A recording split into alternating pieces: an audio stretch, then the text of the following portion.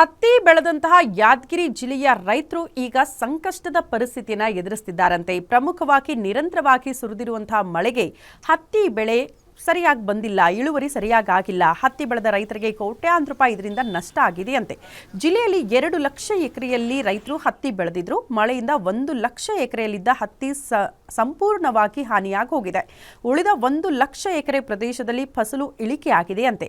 ಪ್ರತಿ ಎಕರೆಗೆ 30,000 ರೂಪಾಯಿ ಖರ್ಚು ಮಾಡ್ತಿದ್ರಂತೆ ರೈತರು. ಪ್ರತಿ ಎಕರೆಗೆ 10 ಕ್ವಿಂಟಲ್ ಹತ್ತಿ ಇಳುವರಿ ಬರಬೇಕಾಗಿತ್ತು.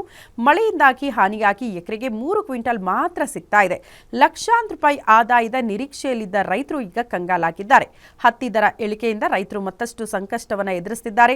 ಪ್ರತಿ ಕ್ವಿಂಟಾಲ್ಗೆ ಕೇವಲ 7,000 ರೂಪಾಯಿ ತನಕ ಮಾತ್ರ ಖರೀದಿ ಆಗ್ತಾ ಇದೆಯಂತೆ. ಬೆಳೆ ಹಾನಿಗೆ ಪರಿಹಾರ ಸಿಗಲೇಬೇಕು ಅಂತ ಹತ್ತಿ ಬೆಳೆಗಾರರು ಆಗ್ರಹಿಸಿದ್ದಾರೆ. ವೈಜ್ಞಾನಿಕವಾಗಿ ದರ ನಿಗದಿ ಮಾಡಲೇಬೇಕು ಅಂತ ರೈತರು ಒತ್ತಡ ಹಾಕ್ತಿದ್ದಾರೆ. ಈ ಬಗ್ಗೆ ನಮ್ಮ ಪ್ರತಿನಿಧಿ ನಾಗಪ್ಪ ಮಾಲಿಪಾಟೀಲ್ ಒಂದು ಪ್ರತ್ಯಕ್ಷ ವರದಿ ಕೊಟ್ಟಿದ್ದಾರೆ, ನೋಡ್ಕೊಂಡು ಬರೋಣ. ಸಾಲ ಸೂಲ ಮಾಡಿ ಹತ್ತಿ ಬೆಳೆದಂಥ ಅನ್ನದಾತ ಈಗ ಸೂಕ್ತ ಬೆಲೆ ಇಲ್ಲದೆ ಕಣ್ಣೀರಲ್ಲಿ ಕೈ ತೊಳ್ತಾ ಇದ್ದೇನೆ. ಅದೇ ರೀತಿಯಾಗಿ ಹತ್ತಿ ಬೆಳೆಯೂ ಕೂಡ ಉತ್ತಮವಾಗಿ ಫಸಲು ಕೂಡ ಬಂದಿಲ್ಲ.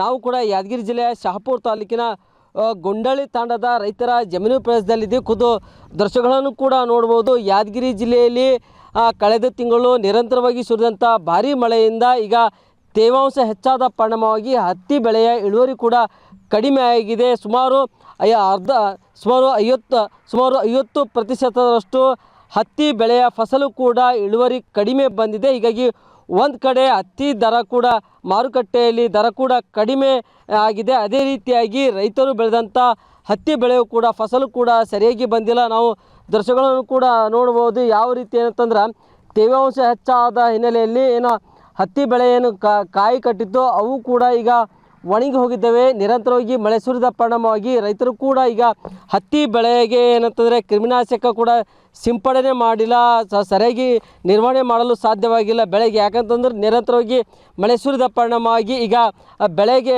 ಅಪಾರ ಪ್ರಮಾಣದ ಬೆಳೆ ಕೂಡ ಇಳುವರಿ ಕೂಡ ಕಡಿಮೆ ಆಗಿದೆ. ರೈತರು ಎಲ್ಲೋ ಒಂದು ಕಡೆ ಬೆಳೆ ಬಂಗಾರ ಎಂದೇ ಈ ಹಿಂದೆ ಕರೆಸಿಕೊಂಡಂಥ ಹತ್ತಿ ಬೆಳೆಯು ರೈತರ ಬದುಕಿಗೆ ಈಗ ಬರ್ಬಾದ್ ಮಾಡಿದಂತಾಗಿದೆ. ಯಾಕಂತಂದ್ರೆ ನಿರಂತರವಾಗಿ ಸುರಿದಂಥ ಮಳೆ ಪರಿಣಾಮವಾಗಿ ಇಳುವರಿ ಕೂಡ ಕಡಿಮೆ ಆಗಿದೆ. ನಾವು ರೈತರ ಜಮೀನು ಪ್ರದೇಶದಲ್ಲಿದ್ದು ಖುದ್ದು ಇಲ್ಲಿ ದೃಶ್ಯಗಳನ್ನು ಕೂಡ ನೋಡ್ಬೋದು. ಹೆಚ್ಚಿನ ಪ್ರಮಾಣದ ಇಳುವರಿ ಬಂದರೆ ಸಾಕಷ್ಟು ಆದಾಯ ಕೂಡ ರೈತರು ಗಳಿಸಿ ನೆಮ್ಮದಿ ಬದುಕು ಕೂಡ ಕಟ್ಕೊಳ್ತಾ ಇದ್ರು. ಈಗ ನಾವು ನೋಡ್ಬೋದು ಹತ್ತಿ ಬಿಡಿಸ್ತಾ ಇದ್ದಾರೆ, ಆದರೆ ಒಳ್ಳೆಯ ಇಳುವರಿ ಕೂಡ ಇಲ್ಲ. ಹೀಗಾಗಿ ಇಲ್ಲಿ ರೈತರು ಕೂಡ ನಮ್ಮ ಜೊತೆ ಇದ್ದಾರೆ. ಏನಾದಕ್ಕೇನ ಯಾವ ರೀತಿ ಈಗ ಇಳುವರಿ ಹೆಂಗೆ ಬಂದದ ಈ ಸರಿ?